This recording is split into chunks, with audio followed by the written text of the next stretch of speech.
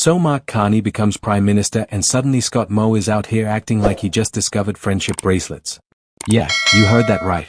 The Saskatchewan Premier who spent years treating Ottawa like that neighbor who keeps parking in your spot just gave Carney a glowing performance review. Welcome back to Canadian Insights, where we unpack the drama, the deals, and the delightfully awkward relationships that keep this country running. Today we're diving into why Scott Moe thinks his relationship with Carney is quote much more collaborative than it ever was with Trudeau. Spoiler alert, it involves tariffs, trauma bonding over American trade threats, and what might be the political equivalent of couples therapy. Let's get into it. Okay, so picture this.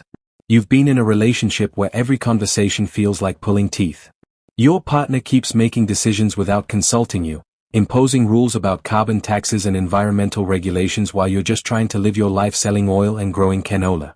That was essentially Scott Moe's experience with the Trudeau government. The guy was basically that person in the group chat who replies to every message with a paragraph starting with "actually." Moe says the previous administration rolled out unconsulted policies that hit Saskatchewan industries like a surprise pop quiz you definitely didn't study for. And listen, when you're a province whose economy runs on energy and agriculture, having Ottawa drop environmental regulations without a heads-up feels like someone rearranging your entire kitchen and then asking why you seem stressed. But here's where it gets interesting. Enter Mark Carney, former Bank of Canada governor, professional suit wearer, and apparently the Prime Minister who finally read How to Win Friends and Influence Provinces.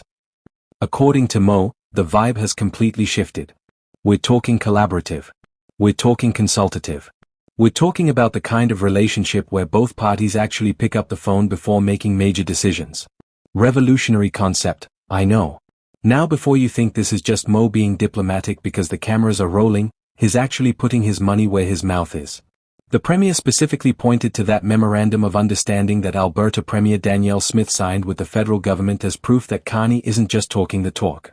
He's actually working with provinces to expand economies instead of, surprise attacking them with policy announcements at 9 a.m. on a Tuesday. It's like the difference between a roommate who asks if they can borrow your car versus one who just takes the keys while you're sleeping. Both get to the same place, but one method makes you significantly less likely to change the locks. And let's talk about why this matters beyond just hurt feelings and provincial pride. Saskatchewan had a rough year, and I'm not talking about disappointing Rough Riders seasons. We're talking actual economic pain. U.S. tariffs slammed the forestry sector for a $121 million loss. The metal industry took a $94 million hit. And China, not wanting to be left out of the Let's Make Saskatchewan's Economy Cry party, threw tariffs on agricultural and canola products that cost the sector $136 million. That's not monopoly money, folks. That's real revenue that could have funded schools, infrastructure, or at minimum a really impressive farewell party for winter. 6 months long, open bar, the works. So when Moe says the challenges facing the country now align with those facing the province, he's not being poetic. He's saying we're all in the same sinking boat, and maybe, just maybe, it's time to work together instead of arguing about who forgot to pack the life jackets. Tariffs don't care about federal-provincial beef. American trade policy doesn't pause for Canadian jurisdictional squabbles. When Donald Trump threatens your economic livelihood, suddenly that carbon tax argument feels like debating what color to paint the house while it's actively on fire. Throughout the year, Moe played it surprisingly cool with Trump's tariff threats. While some politicians were ready to throw hands and launch retaliatory tariffs like it was economic paintball, Moe took a different approach. He spoke out against retaliation and instead made multiple trips south to actually talk with U.S. officials.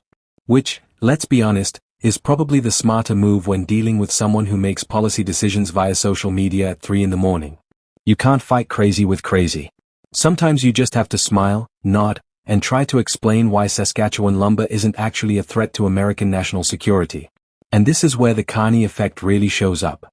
Moe says they don't agree on everything, which, thank goodness, because lockstep agreement between levels of government is how you get groupthink and terrible ideas that nobody questioned because everyone was too polite. But they're working together where they can. That's adulting. That's governing. That's acknowledging that you don't have to love someone's playlist to carpool with them to work. The result?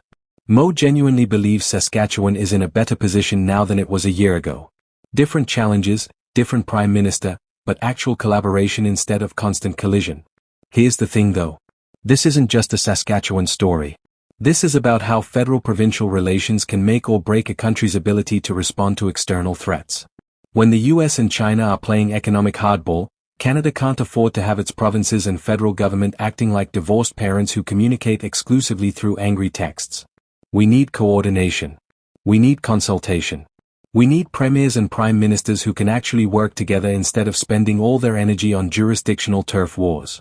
Carney seems to get that, or at least has figured out that you catch more flies with honey than with surprise policy announcements that make premiers want to throw their phones across the room.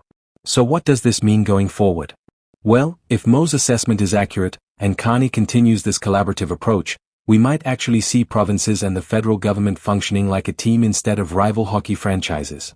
That could mean smarter trade strategy, more unified responses to tariff threats, and economic policies that don't accidentally kneecap entire sectors because nobody thought to ask the people actually working in those industries.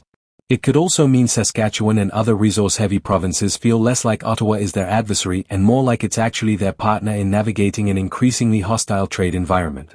Alright, that's it for today's deep dive into why Scott Moe is suddenly Team Carney. If you found this interesting, hit that subscribe button because we're dropping multiple videos daily covering everything happening in Canadian politics. Like this video if you appreciate premiers who can admit when relationships improve, and drop a comment telling me if you think this collaborative era will last or if it's just the honeymoon phase before the inevitable policy disagreements.